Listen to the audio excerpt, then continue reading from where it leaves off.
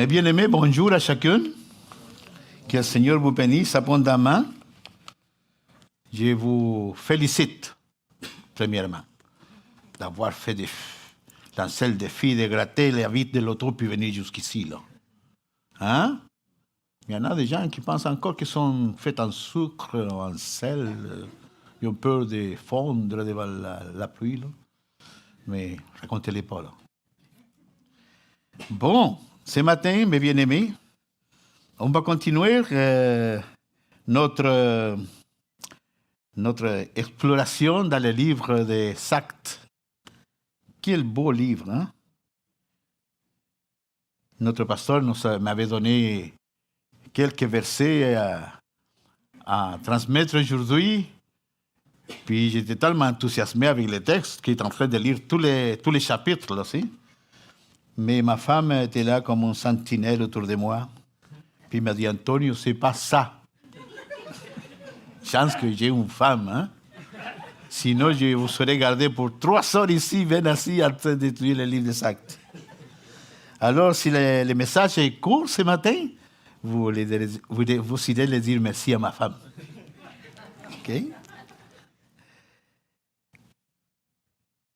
Actes des Apôtres, chapitre 3. On va lire du verset 1 jusqu'au verset 11. OK? Savez-vous quoi? J'aime beaucoup le livre des Apôtres, le livre des Actes, parce qu'il y a plein d'histoires. C'est un livre historique d'ailleurs. Et c'est plein d'histoires palpitantes. Là. C'est plein d'histoires qui nous invitent à continuer à lire, Je me rappelle quand j'ai lisé les aventures vraies de l'apôtre Paul.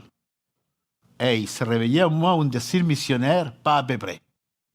Et c'est pour ça qu'on a servi, ma femme et moi, une vingtaine d'années dans la mission. Puis on a planté 3 églises, puis presque 4. Mais on aurait voulu faire encore davantage, mais l'âge nous a joué un tour. Il nous a dit, toi le petit vieux, rentre dans la maison, là. C'est assez. J'ai rentré à la maison, mais je suis encore devant vous. Et savez-vous quoi? Même si je suis dans ma retraite, pour les chrétiens, ça veut rien dire ça. Réellement. Je suis un retraité non pratiquant. Alors, merci Seigneur. Merci pour cela. Retraité non pratiquant. Hein? Merveilleux, merveilleux. Acte chapitre 3. Pierre et Jean montaient ensemble au temple à l'heure de la prière. C'était la 9e heure. Il y avait un homme boiteux de naissance qu'on portait et qu'on plaçait tous les jours à la porte du temple appelé la Belle. La Belle. Quel beau nom pour cette porte-là.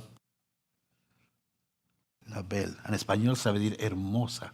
Je ne sais pas pourquoi, mais je sens que l'espagnol est plus expressif que le français. Je ne vais pas vous offenser. Okay. Mais oui, il y avait un homme boiteux de naissance qu'on portait et qu'on plaçait tous les jours à la porte du temple appelé la Belle. Pour qu'il demande l'aumône à ceux qui entraient dans le temple, et cet homme, voyant Pierre et Jean qui allaient y entrer, leur demanda l'aumône. Pierre, de même que Jean, fixa les yeux sur lui et dit « Regarde-nous ». Et il le regarda attentivement, s'attendant à recevoir d'eux quelque chose. Alors Pierre lui dit « Je n'ai ni argent ni de l'or, mais ce que j'ai, je te le donne. Au nom de Jésus-Christ de Nazareth, au nom de Jésus-Christ de Nazareth, lève-toi et marche. » Et le prenant par la main droite, il le fit lever. Au même instant, ses pieds et ses chevilles devinrent fermes. D'un saut, il fut debout et il se mit à marcher. Il entra avec eux dans le temple, marchant, sautant et louant Dieu. Quelle merveille! Tout le monde le vit marchant et louant Dieu. Il reconnaissait que c'était celui qui était assis à la belle porte du temple pour demander l'aumône et ils furent remplis d'étonnement et de surprise au sujet de ce qui lui était arrivé. Comme il ne quittait pas Pierre et Jean, tout le peuple étonné accourut vers eux au portique de Salomon.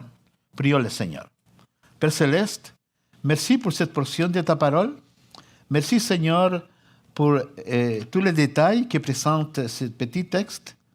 Seigneur, aide-nous à nous approprier de ces textes et de faire comme cette gens qui étaient autour de Pierre et Jean, s'assembler avec l'étonnement dans nos cœurs. Car toi, Seigneur, tu es un Dieu incomparable. Tu es un Dieu qu'il vaut la peine croire à lui. Et nous te demandons de nous donner sagesse, compréhension. Aide-moi aussi avec la langue, afin que ma langue puisse transmettre cette vérité qu'il y a dans ce texte. Au nom de Jésus, ton Fils. Amen. Bon, pour ceux qui ont la compassion, appliquez la compassion envers moi ce matin. Parce que c'est pas ma langue maternelle, le français, puis parfois je m'enfarge dans les mots. Wilson doit me comprendre très bien. N'est-ce pas? Mais on va dire ce que l'Esprit me dit de dire. Le texte que nous venons de lire retrace en fait le premier miracle accordé à Pierre et Jean. Le premier miracle, après la résurrection et l'enlèvement du Seigneur. L'effusion du Saint-Esprit, le jour de la Pentecôte, avait équipé les apôtres pour faire des choses merveilleuses auprès de ceux qui les regardaient. Rappelons-nous que le livre des Actes doit être considéré comme une transition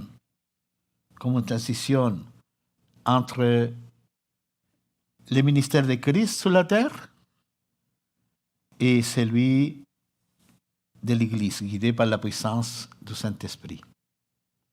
L'Église doit faire comme son maître a fait. Amen. Et on ne peut pas faire autrement. Parce que c'est lui qui a dit, je serai avec vous tous les jours jusqu'à la fin du monde, puis il le fait par l'entremise de son Esprit Saint. Merci Seigneur. À cette époque, l'Église primitive n'était qu'à ses premiers pas. Et l'exaltation était grande parmi les croyants de Jérusalem. Tout le monde était dans l'étonnement de voir ce que Dieu faisait par la bouche, par l'entremise de ses apôtres. Dans les chapitres qui précèdent, Luc retrace d'ailleurs les actes des premiers disciples qui se réunissaient chaque jour avec assiduité et qui persévéraient dans l'enseignement des apôtres, dans la communion fraternelle, dans la fraction de pain et dans les prières. Pierre et Jean nous le démontrent dans ce texte. Y aller ensemble au temple pour prière. La crainte s'emparait de chacun et il faisait beaucoup de prodiges et de miracles par les apôtres. Un grand nombre de personnes avaient été baptisées. Tout de suite après, y avait cru. Tout de suite après la présence de l'Esprit Saint, du jour de la Pentecôte. 3000 âmes. C'est beaucoup de monde, ça. Je ne sais pas si vous priez qu'ils ne se convertissent pas 3000 âmes par l'entremise de l'église de Saint-Hubert. On ne sait pas où on les mettrait, n'est-ce pas? Peut-être qu'on ferait les cultes dehors, même avec le verglas et tout. Oui, 3000 âmes s'étaient joints aux disciples. Et bientôt, dans le chapitre 4 des Actes des Apôtres, on va voir que 5000 âmes étaient nées de nouveau aussi, après l'autre message de l'apôtre Pierre. Alors, on voit que le message du Seigneur, il ne tombe jamais dans le vide. Le message du Seigneur est toujours efficace, toujours puissant, toujours vrai.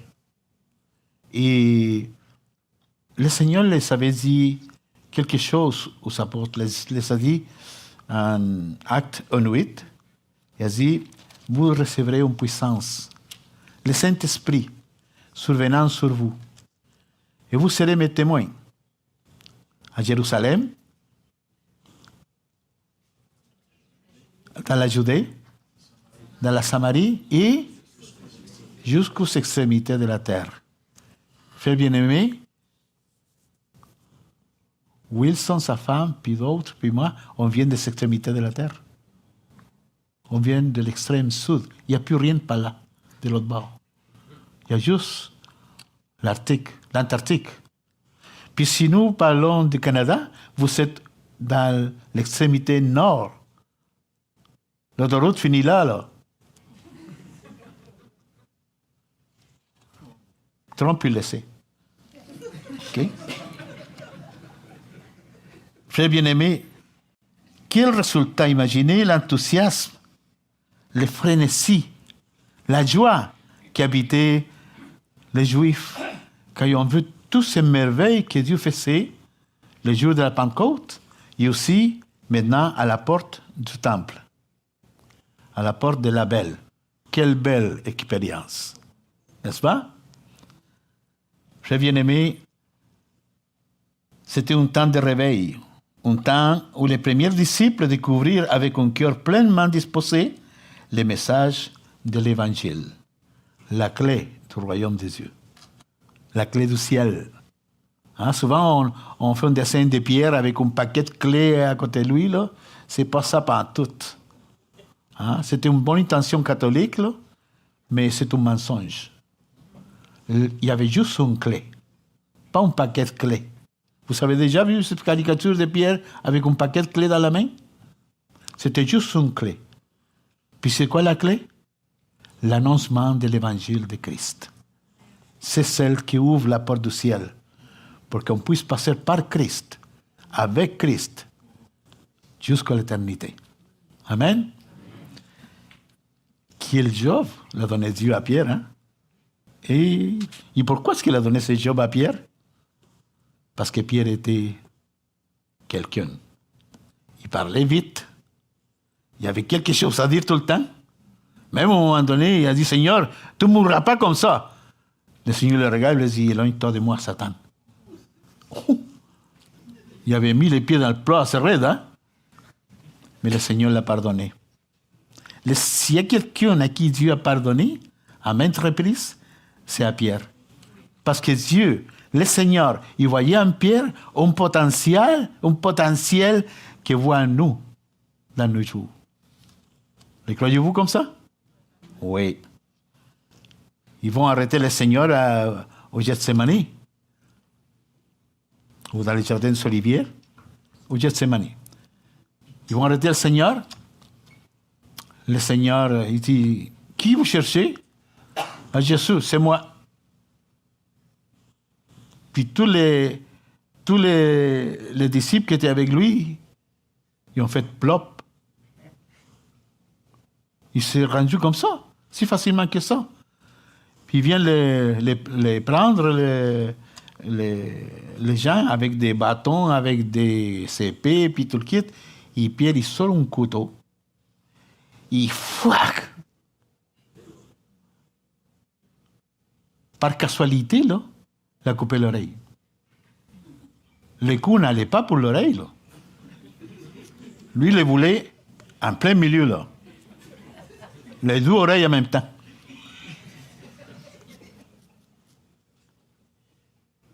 Bonne chose que le gars il a fait un petit mouvement, là, il a coupé juste une oreille. Chose étonnante. Le Seigneur ramasse l'oreille, la met à sa place, puis le guérit. Et même avec tout ça, l'incrédulité est tellement profonde, dure comme la roche chez ces gens-là, qu'ils auraient pu tomber à genoux devant le Seigneur et dire, Seigneur, on venait te surprendre, mais c'est toi qui nous as surpris à nous autres. Puis le Seigneur, il est parti jusqu'à la cour du sacrificateur.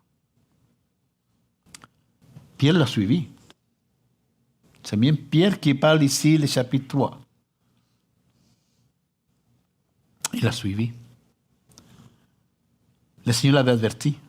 Pierre, avant que les coqs ne chantent, tu me réuniras 3 fois.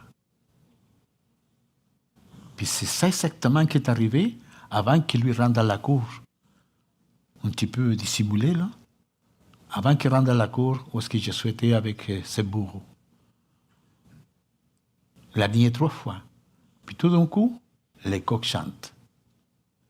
C'est de celui-là, les Pierre, qui parle ici le texte. Il a nié.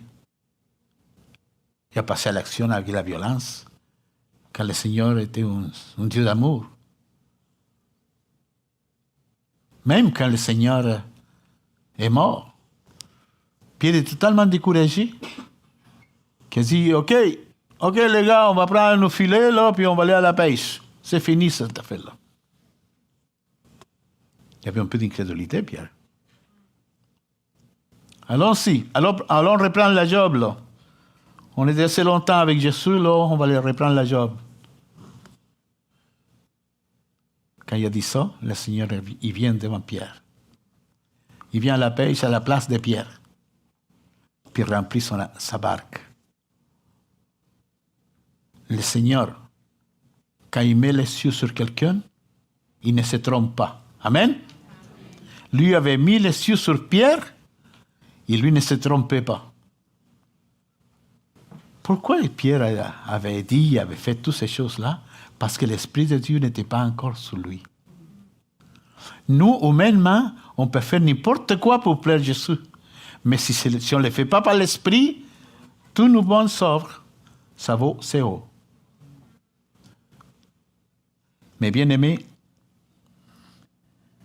c'était un temps de réveil, un temps où les premiers disciples découvrirent avec un cœur pleinement disposé les messages de l'Évangile. Leur soif de vérité les entraîna dans des expériences glorieuses, car le Saint-Esprit les transforma. De jour en jour, il leur faisait faire des pas de géants dans la foi. Est-ce que nous sommes en train de faire des pas de géants dans la foi? En sachant que la bonne nouvelle de Christ, c'est la vérité, et que ce n'est pas une histoire de Walt Disney. C'est l'histoire de Jésus. Ce n'est pas Walt Disney. Mais voyons de plus près ce qui arriva un après-midi à la porte du temple, nommée la Belle. C'est ici que s'insère l'événement du chapitre 3, verset 1 à 11. Pierre et Jean montaient ensemble à la prière. Combien c'est important que les enfants de Dieu soient ensemble. Toujours quand on va être ensemble, Dieu va faire des merveilles avec ses enfants. Pierre et Jean, les 2 apôtres, furent étroitement liés dès le début de l'œuvre de l'Église. Ils sont, dans la parole de Dieu, souvent nommés ensemble. Puis Jean était un préféré du Seigneur, malgré que le Seigneur l'avait donné un nom. Le nom qu'il aurait pu nous donner à nous autres, chacun de nous. Fils de tonnerre. Fils du tonnerre. Oh! Il y avait un qui était violent avec ses mains, et l'autre était violent avec ses paroles.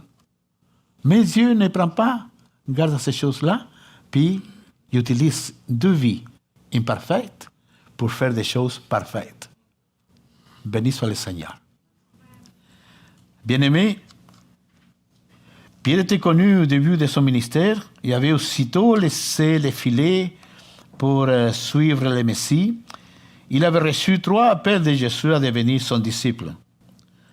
À l'accompagner et à être un des apôtres. Son caractère dénotait de la ferveur, du courage et aussi beaucoup de spontanéité. Pierre voulait faire comme lui pensait que c'était correct. Pierre voulait dire comme il pensait que c'était bien dit. Mais à chaque instant, le Seigneur le reprenait. Comme il le fait avec nous. N'est-ce pas? Mais bien aimé, Jésus lui donna un rôle de premier plan dans le développement de l'Église primitive. C'est qui le premier qui a lancé un message majestueux dans l'Église primitive. C'est Pierre. Combien de personnes sont venues au pied de Christ? 3000. Oh! Il y a eu changement. Qu'est-ce qui avait provoqué ce changement? L'Esprit Saint des Dieu. Voilà. L'Esprit Saint des Dieu avait provoqué un changement profond dans les racines de sa vie, dans la vie de Pierre. Puis lui a compris que sans le Seigneur, il ne pouvait rien faire. Alors le Seigneur les avait dit, je ne vous laisserai pas orphelins. J'envoyerai un consolateur qui sera avec vous tous les jours. Le Saint-Esprit survenant sur vous. Il avait enseigné clair, mais les autres, ils le rentraient par une oreille puis les sortaient par l'autre. Ça ressemble à notre temps, hein? Excuse. Mais bien aimé, Jésus lui avait donné un rôle de premier plan dans le développement de l'Église primitive. Il serait un instrument dans les mains de Dieu pour les premiers miracles apostoliques rapportés en Actes 3 au 11. Nous avons écouté un miracle, le premier, après qu'il avait reçu l'Esprit Saint. Bon, je réalise que le premier miracle, c'était de prêcher la parole avec telle efficacité, avec telle sagesse, avec telle capacité, que seulement c'est l'Esprit Saint qui avait parlé à travers lui. Lui avait laissé parler l'Esprit Saint à travers lui. Je pense que lui a laissé avec la bouche ouverte à plus qu'une personne. Au moins 3000 qui sont venus humblement au pied du Seigneur pour recevoir le salut pour leurs âmes. En ce qui concerne Jean, tout comme Pierre, il a connu Jésus aussi dès le début de son ministère terrestre. Tout comme Pierre, il devint un disciple qui suivait des proches à Jésus. Lui avait laissé aussi son métier de pécheur, il devint un apôtre. Jésus le surnomma fils du tonnerre. Sans doute à cause de son caractère naturel impétueux. Et avec Pierre, il assista à la transfiguration de Jésus, à l'agonie de Jésus dans le jardin de Gethsémani. Lors du dernier repas, Jean était assis à côté de Jésus, penché sur Jésus, et aimait beaucoup son maître. De Gethsémani, il suivit Jésus jusqu'à l'intérieur de la résidence du souverain sacrificateur, puis il assista aussi à la crucifixion. Du haut de la croix, Jésus lui a parlé. C'était fort ça. Lui voyait son maître crucifié, avec une couronne d'épines sur sa tête, cloué des pieds et des mains, puis il donnait des ordres à son disciple. C'est merveilleux, Jésus, hein? S'il tenait plus en compte sa douleur. Tout ce qu'il pensait, il pensait à Jean et à sa mère, à la mère de Jésus. Du haut de la croix, Jésus confia sa mère à Jean. Et à partir de ce jour-là, Jean l'a pris chez lui. Lorsqu'on informa que la tombe de Christ était vide, le premier qui a couru vers la tombe, c'était Jean, avec Pierre. Il courait vite, Jean. Il est arrivé avant Pierre. Probablement que Pierre était plus grand, était plus costaud, hein? Un peu comme mon frère Amex ici, je sais pas. Puis Jean, probablement, qui était plus athlétique, était plus jeune, puis il courait plus vite, puis il est arrivé à la tombe où était Jésus, puis Jésus n'était pas là. Ces deux personnages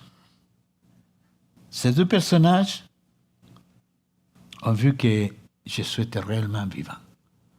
Tel qu'il avait annoncé, de cette manière-là est arrivé. 3 jours dans le tombeau. 3 jours. Mais bien aimé, le Seigneur Jésus-Christ, il vit. Il est parmi nous ce matin. Parce qu'il lui a promis que où qu'il avait un ou deux réunis en son nom, lui serait là, au milieu de nous. Merci Seigneur pour ta présence. parmi nous ce matin. Mais revenons à notre texte. Je suis bien spécialiste à partir par là et à partir du nord puis du sud. Revenons à notre texte. OK?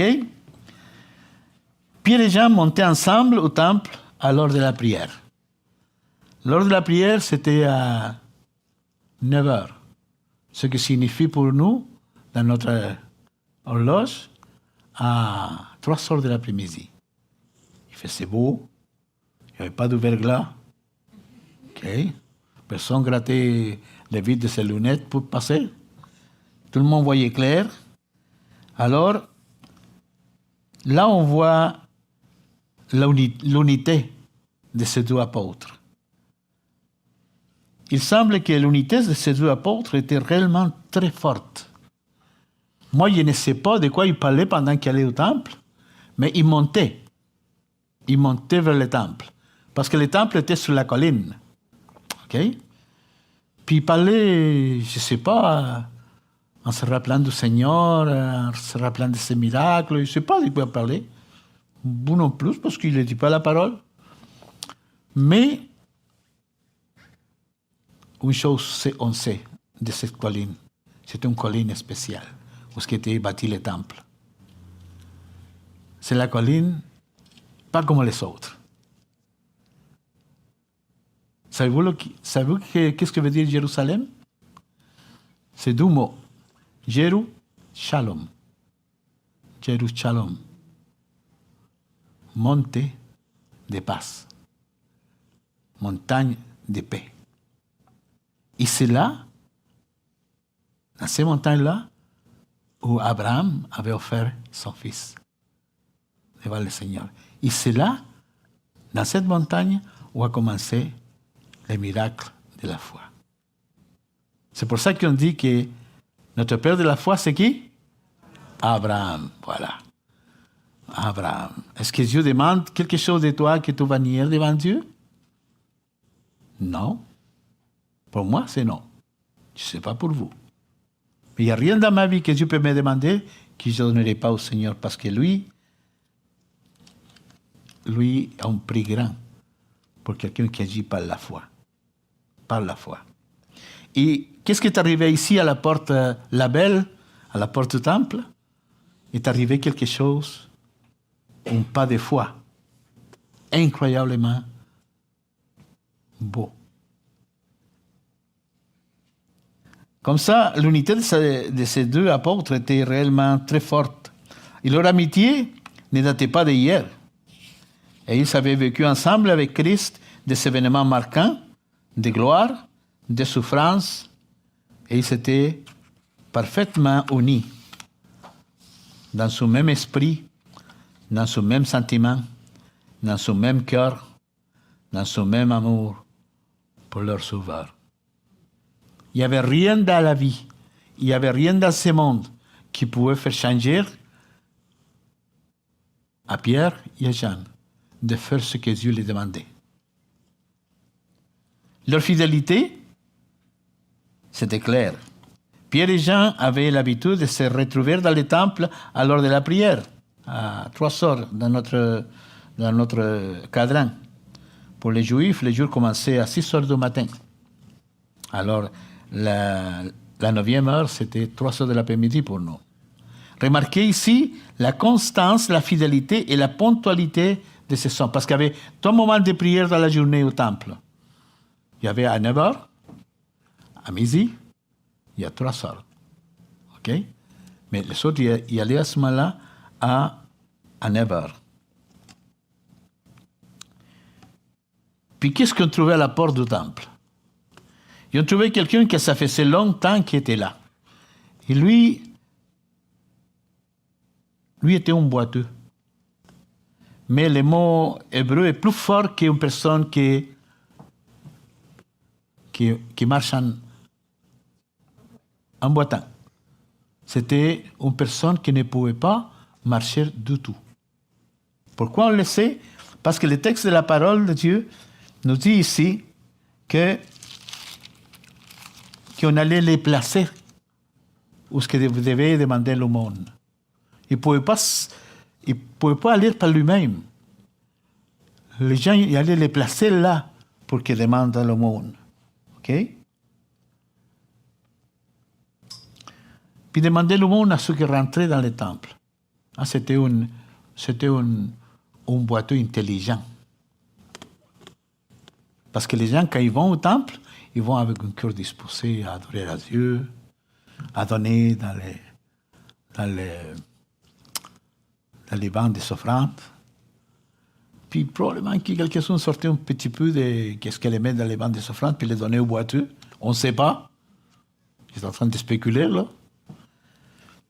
Puis il y avait plusieurs portes dans le temple où le monde pouvait sortir. Mais lui s'est placé dans la porte que les gens rentraient. Hein? C'était intelligent, cet homme-là. Alors, il avait placé un homme handicapé. Le mot utilisé en grec pour ces boiteux, c'était celui-là, un handicapé, estropié. Il veut dire beaucoup plus que simplement un boiteux. Il était infirme au point de ne pas pouvoir marcher, puis on devait le porter là. Comme qui on porte un bébé dans la porte du temple. Alors cet homme se trouvait là, sur le passage des apôtres, devant la porte par laquelle Pierre et Jean y allaient rentrer. Lui n'attendait pas juste Pierre et Jean. Lui attendait la monnaie.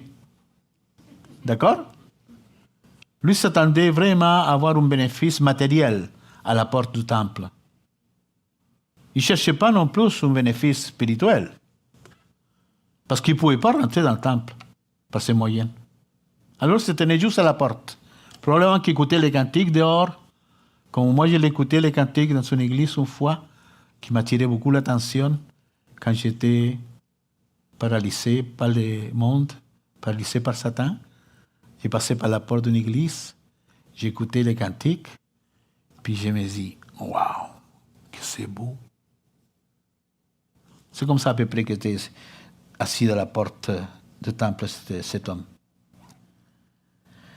Alors, ce n'était pas une coïncidence, la rencontre de ces trois personnages, Pierre, Jean et les boiteux. Pour Dieu, il n'y a pas de coïncidence.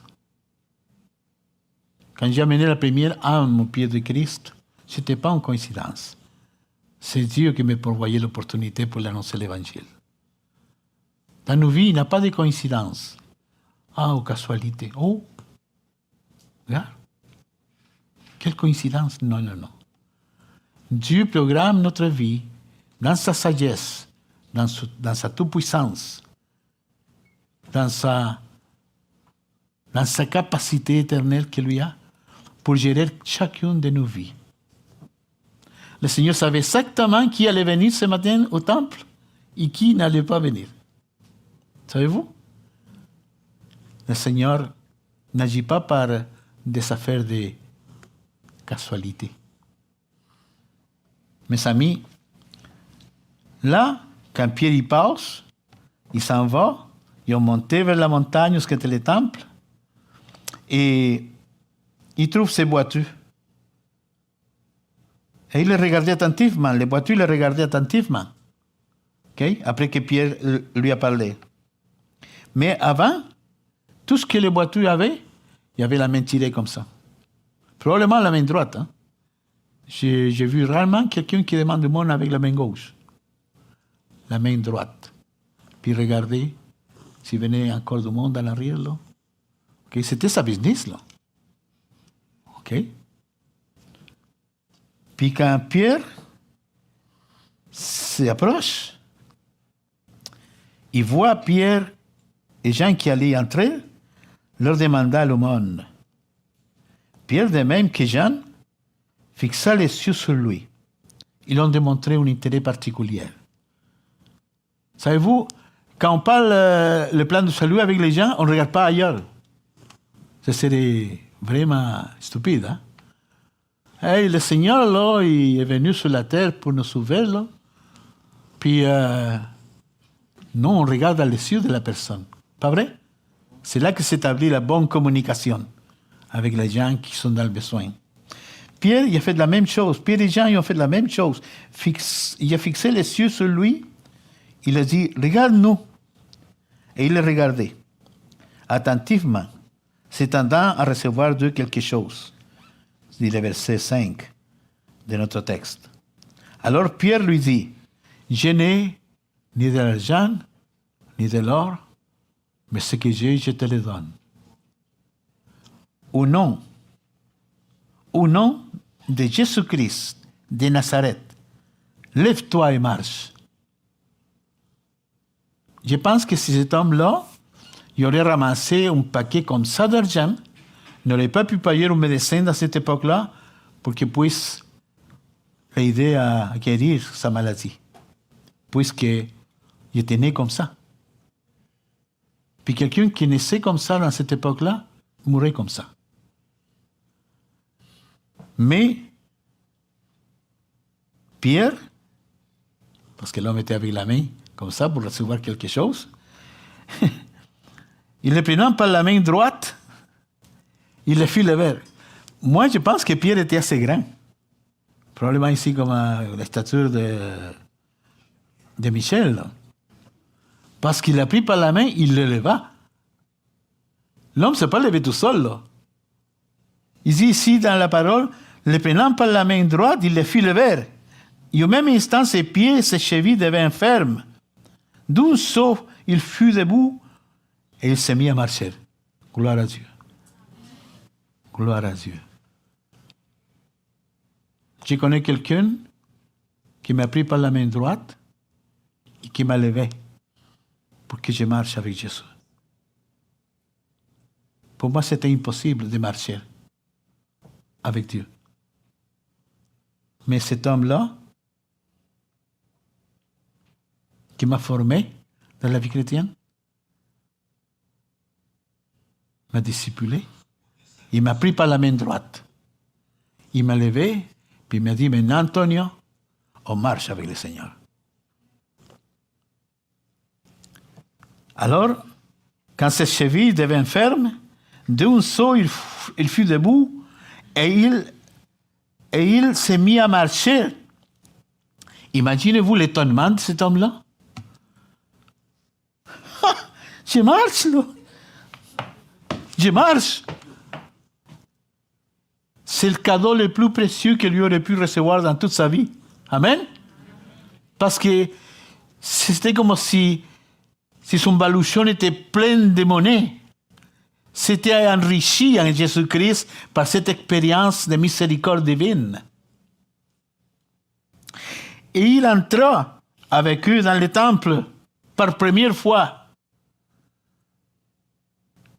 Marchant, sautant et louant Dieu. Je crois que les cantiques, il les connaissait. Parce qu'il les savait écouter de la porte. C'est pas impressionnant? Quand le Seigneur m'a relevé, quand le Seigneur m'a ramassé où j'étais, parce qu'il m'a ramassé le Seigneur. Un jour, je vous raconterai mon témoignage. Je n'ai pas accepté le Seigneur. C'est le Seigneur qui m'a accepté à moi. Parce que j'étais trop stupide, égoïste, vanaglorieux. J'étais trop ignorante des choses de Dieu.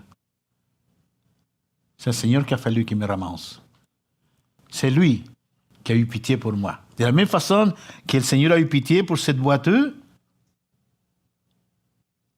et à travers Pierre et Jean, il a opéré un miracle en bien de cet homme. Ce n'est pas merveilleux? Vous croyez en un Dieu des miracles? Puis je vous dis une chose. Ça ne fait pas longtemps. Dieu a opéré un miracle dans la famille, dans notre famille, dans la famille de Pamela, plus directement, ma fille la plus vieille. Pamela a deux filles, Elena et Véronica. Et Véronica était toute petite, il y avait 200. Il a contracté un cancer. Puis c'était un cancer niveau 4. C'est-à-dire que le médecin l'a dit, attendez-vous à rien, on va faire notre possible, mais ça se peut que cette fille-là va mourir. Comme ça. Les médecins, parfois, ils vont direct à l'os, là. Hein? Direct à l'os. Ça, c'est très québécois. Je l'ai appris ici au Québec. Savez-vous, la petite Véronica, je pense qu'elle était entourée de singes. Elle ne s'est jamais lamentée. Je n'ai jamais l'ai vue pleurer de douleur. Même si elle avait son petit bras plein de séouilles. Pour son traitement de chimio, pour son traitement pour son cancer. Il a passé plusieurs opérations, plusieurs résonances magnétiques, puis toute la panoplie de traitements pour un cancer. Il ne s'est jamais lamenté. Je suis convaincu que les anges l'entouraient. Puis il y avait du monde qui priait pour elle. Il y avait du monde qui priait pour elle en Espagne, en Allemagne, au Canada, aux États-Unis, au Chili. Il y avait beaucoup de monde qui priait pour elle. Puis aujourd'hui, Véronica, il pourrait vous donner de l'énergie. Il court partout, il saute, puis il est une fille heureuse, là, intelligente. C'est pas incroyable. On voit les miracles d'une façon très proche dans nos vies. Puis souvent, je la mets comme exemple. Parce que je dis, Seigneur, quand j'ai mal, à ma vieillesse, on a des malaises, hein? J'ai 72 ans, si vous ne le savez pas. Je commence à oublier des choses, mais ça, je ne l'oublierai jamais. Quand j'ai mal, je dis, Seigneur, donne-moi la force que tu l'as donnée à Véronica. Puis quand tu le demandes, c'est qui t'a guéri, Véronica? Mais c'est Dieu. Il le dit avec telle spontanéité, là. Il ne va même pas le chercher dans la Bible. Il le vit de sa propre vie. Cet homme-là qui était guéri, mes bien-aimés, il n'oublierait jamais dans sa vie ce qui était arrivé là, à la porte la Belle. Parce que là, le Seigneur avait fait une belle action envers lui. Une action totale, une guérison merveilleuse. Je pense que ni les boiteux, ni Pierre, ni Jean, ils allaient oublier ce qui était arrivé à la porte ce jour-là. Je pense que cet homme-là, il avait compris qui était Jésus de Nazareth. Lui n'avait pas pu courir après lui pour être guéri. Lui n'a pas pu le connaître personnellement, le toucher, parce que s'il l'aurait touché, il aurait été guéri avant, avec toute sécurité. Mais lui avait entendu parler de lui. Et quand Pierre et Jean les nomment, il dit, au nom de Jésus de Nazareth, lève-toi et marche. Et le prenant par la main droite, il le fit lever. Au même instant, ses pieds et ses chevilles devinrent fermes, et d'un saut, il fut debout. Il s'est mis à marcher. Il entra avec eux dans le temple, marchant, sautant, louant Dieu. Et tout le monde qui était là, dans le temple, le vit marcher et louer Dieu. Tout le monde qui était dans le temple. Croyez-vous que le monde ne les connaissait pas? Ben oui, tout le monde qui était en dedans, il avait vu, en rentrant qui était à la porte. Puis ce n'était pas la première fois qu'il était là. Il avait été pour longtemps à la porte la Belle. Tout le monde, verset 9, tout le monde le vit marcher et louer Dieu. Il reconnaissait que c'était celui qui était assis à la belle porte du temple pour demander l'aumône. Et ils furent, tout le monde qui était en dedans, ils furent remplis d'étonnement et de surprise au sujet de celui, au sujet de ce qui lui était arrivé. Qu'est-ce qu'il a fait après, cet homme-là? Il s'est pris de Pierre et Jean. Il a dit, j'ai reçu de vous, puis je ne vais pas vous laisser partir, là. Je vais être avec vous. Je vais savoir comment vous aimez Jésus. C'est Jésus de Nazareth qui m'a guéri. J'imagine qu'il a dit ça. Ça ne dit pas dans la parole ici. Mais on le prend par acquis. Alors, comme il ne quittait pas Pierre et Jean, tout le peuple étonné accourut vers eux au portique de Salomon. Le portique de Salomon, c'était à l'extérieur du temple. Les portiques de Salomon entouraient tout le temple à l'extérieur. Puis c'est là qu'allait souvent Jésus pour parler de la bonté de Dieu, pour parler que lui était le Fils de Dieu. Et c'est là qu'il a été aussi interrompu puis intercepté par les religieux et par les Sadducéens surtout, qui les faisaient la visite à Jésus. Frères bien-aimés, regardez-nous, a dit Pierre, regardez-nous. Les voitures savaient à ce moment précis qu'ils ne recevraient rien de commun de ces hommes de prière. Et Pierre les confirme par cette parole de foi. Pierre et Jean ont bien plus que l'or et l'argent. La même chose que nous autres. On n'a pas beaucoup de l'or et de l'argent. Puis si quelqu'un en a, alors dites-moi-le pour qu'il puisse donner une bonne offrande à l'église. Là. OK? On n'a ni de l'or ni de l'argent. Mais qu'est-ce qu'on a? On a le nom du Seigneur Jésus. Et par le nom du Seigneur Jésus, on peut faire de grandes choses, nous en tant que ses disciples.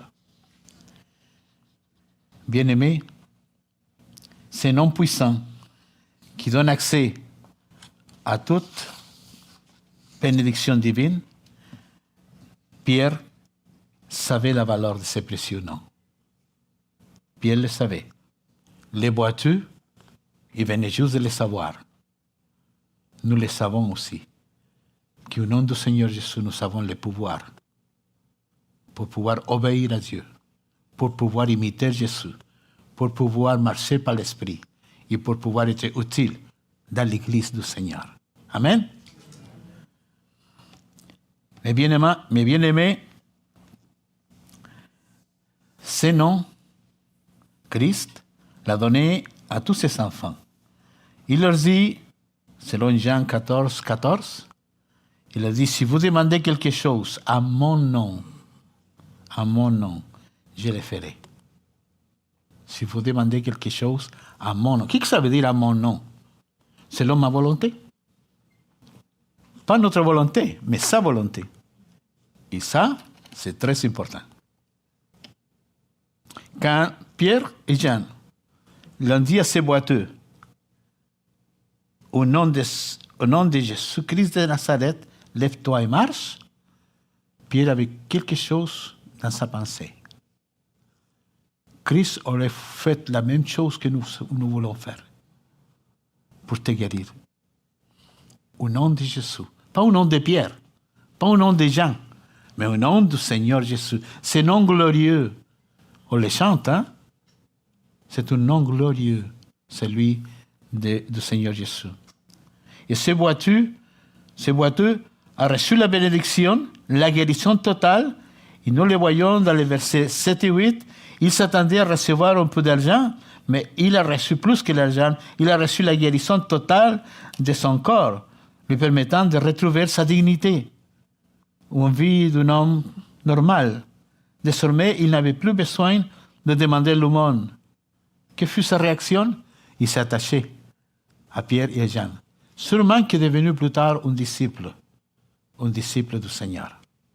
Parce qu'il s'attachait à Pierre et Jean. Moi, quand je suis venu, ou quand le Seigneur m'a ramassé, quand le Seigneur m'a accepté dans sa famille, je me suis attaché à un homme dans l'église qui connaissait beaucoup la Bible.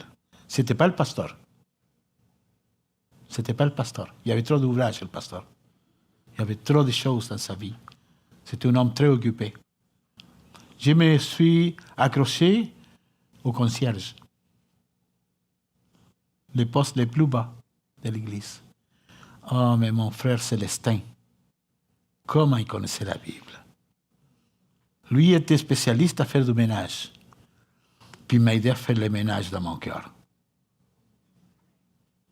Il a nettoyé ma vie par la parole de Dieu, par sa prière. Lui priait devant moi, il me mettait devant la grâce de Dieu en me faisant du bien, en m'enseignant. Puis le fruit est encore là. Béni soit le nom du Seigneur pour cet homme. Mais bien-aimés, D'un saut, il fut debout, dit la parole. Et il s'est mis à marcher, il entra avec eux dans le temple, marchant sous temps et louant Dieu. Mais bien aimé, n'importe qui reçoit un miracle merveilleux de Dieu, il peut rester indifférent aux choses de Dieu. Il ne pouvait pas cacher ce qui venait de se passer. Il sautait, il courait, il louait Dieu.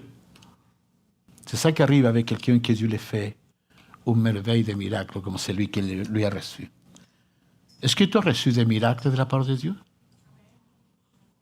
Moi, je suis le premier. Oui. Dieu m'a sauvé la vie 3 fois au moins. Je serais aujourd'hui un homme mort. Mais le Seigneur m'a sauvé la vie. Et je suis certain que Dieu fait des miracles dans vos vies. J'étais très malade, j'étais très mal en point, puis je dis, Seigneur, si tu pouvais juste me guérir, ce serait tellement simple pour toi, et ce serait la joie pour moi. Puis le Seigneur m'a guéri.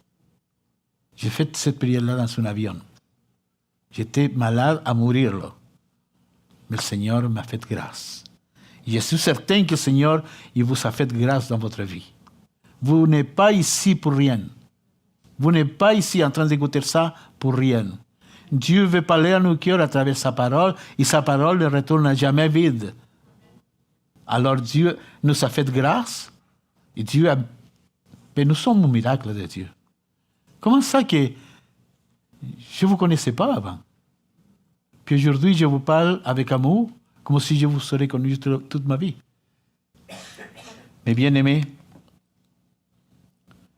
nous avons parlé de l'unité entre les disciples. Est-ce qu'il y a quelque chose qui est commun entre nous? Comme Pierre et Jean étaient? Mais oui. C'est Jésus qui nous unit par sa grâce et son amour. Nous avons parlé de leur fidélité à être là où Dieu les voulait. Vous êtes là ce matin où Dieu vous voulait.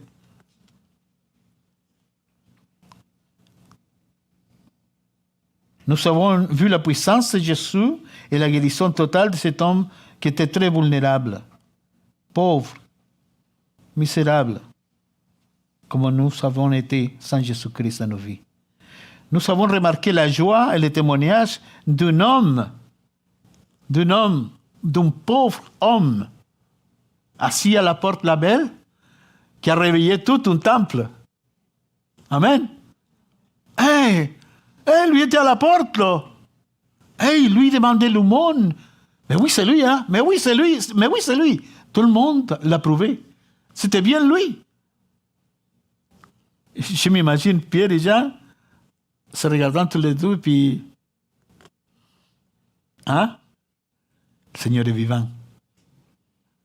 Il ne pouvait pas dire autre chose. C'est Jésus de Nazareth. Jean est vivant. Mais oui, Pierre est vivant. Plutôt, oui, Pierre est vivant. C'était grand, Pierre. Frères bien-aimés, nous avons remarqué la joie et le témoignage qu'a donné cet homme-là, cet homme qui avait été guéri. Et ce qui a provoqué le nom de Jésus glorifié dans la vie de cet homme-là, dans la vie de tous ces gens-là qui étaient dans le temple, en train de prier et en train d'adorer Dieu. Je vous raconte un secret. Je vous dirai un secret. Ne vous sentez jamais trop petit pour que Dieu fasse des choses grandes à travers vous. Amen. Souvent, je dis, Seigneur, bénis ton serviteur, peut-être le plus petit parce que je suis tout petit. Hein, je me mets à côté du pasteur, puis plus grand que moi. Alors. Mais je l'ai connu plus petit que moi, par exemple. Okay? Alors, connaître Jésus, mes amis, change la vie d'une personne totalement. Totalement. Comment Jésus a-t-il changé ta vie? Est-ce que Jésus est en train de changer encore ta vie? Est-ce que si tu boites un peu, là, est-ce que tu veux marcher droite avec le Seigneur? Il est possible. Il est possible. C'est Jésus de Nazareth, il veut t'aider. Il veut nous aider pour qu'on marche droit devant sa présence. Considères-tu la richesse qui a acquis cet homme-là sans avoir de l'argent. On est riche en Christ Jésus, notre Seigneur. On a un Père céleste à qui appartiennent tous les filons d'or, toutes les mines d'argent, tous les métaux les plus précieux de la terre. Vous avez lu la description du ciel? Quelle beauté! Oh, que j'ai hâte d'être là, mon ami. Oh, que j'ai hâte d'être là. Roues d'or. Qui a marché dans les roues d'or? Aucun roi, aucun prince sur la terre. Considère la richesse que tu as à travers le Seigneur Jésus. Connais-tu la puissance de son nom? De son nom béni? Je ne sais pas si vous le faites, mais chaque fois que je voyage, que je vais sortir loin avec mon auto, au nom du Seigneur Jésus, Seigneur bénis la route. Pour qu'on aille, puis qu'on revienne en pleine santé. On doit constamment aller et demander le nom du Seigneur Jésus dans notre vie. Savez-vous que vous êtes protégés? C'est comme une cuirasse de protection que Dieu nous a donné. Le nom du Seigneur Jésus. Juste à la prononciation de son nom, Satan se sauve. Il ne peut pas supporter le nom du Seigneur Jésus. Alors quand vous serez en danger, quand vous serez dans le besoin, quand vous serez tenté, quand vous serez au bord du péché, dites au nom du Seigneur Jésus, je renonce. Je renonce à ces pensées, je renonce à cette envie, je renonce à mon intention, au nom du Seigneur Jésus, parce que je suis un enfant de Dieu. J'ai été guéri, maintenant je ne suis plus à terre. Je suis dans le ciel, avec lui pour l'éternité. Amen. Alors, le nom du Seigneur Jésus est partout dans la Bible. Même dans le livre des Actes, juste dans le livre des Actes, est mentionné 33 fois. 33 fois, 33 on dit? Oui, 33 fois, au nom du Seigneur Jésus, ces choses ici, ces choses-là. 33. Combien de fois dans ta journée tu prononces le nom du Seigneur Jésus? Quand tu manges seulement, bah, c'est déjà bien. Mais il faut aller plus loin. Il faut aller plus loin. Il faut aller chercher ce qui à nos yeux est caché pour le mettre en évidence dans nos vies, pour que Satan le sache. Qu'on est des enfants de Dieu et que le nom de Jésus nous protège, nous garde, nous pourvoit, nous soutienne et nous amène jusqu'au ciel parce que ce nom, c'est la porte par laquelle on doit rentrer dans le royaume de Dieu. Que le Seigneur vous bénisse abondamment. Prions. Père Céleste, te remercions pour ce nom qui était donné parmi les sons par lesquels nous devions être sauvés. Parce qu'il n'y a pas autre nom qui a été donné sous le ciel par lequel nous pouvions être sauvés. C'est ce qu'il nous dit, Seigneur, Acte 4:38. Seigneur, dans la prière, on mentionne le nom du Seigneur. Quand on s'est baptisé, il était là le nom du Père, du Fils et du Saint-Esprit. Quand on mange les repas, la Sainte-Seine du Seigneur, le nom du Seigneur est là. Le Seigneur a dit que même quand on donnerait un verre d'eau à un homme, si on le fait en son nom, c'est à lui que nous le faisons. Seigneur, dans le salut, le nom de Christ, c'est important. Tout dans notre vie a été fait, il sera fait pour l'éternité, au nom du Seigneur Jésus. Merci, Père Céleste. Merci pour Pierre et Jean, qui nous laissent un exemple de comment être avec Christ, en train de faire des choses merveilleuses sur cette terre. Oh Seigneur, merci pour nous prendre par la main droite et pour nous lever de ce qu'on était en train de demander le monde dans ce monde, pour remplir notre vie de tout bien merveilleux, de toute abondance. Seigneur, que ton nom soit glorifié. Bénis ta parole ce matin et garde-nous de faire ce que tu demandes, de faire ta volonté dans nos vies, car c'est l'action que l'homme va faire pour avoir un prix éternel dans le ciel. Au nom de Jésus, ton Fils, nous te le demandons.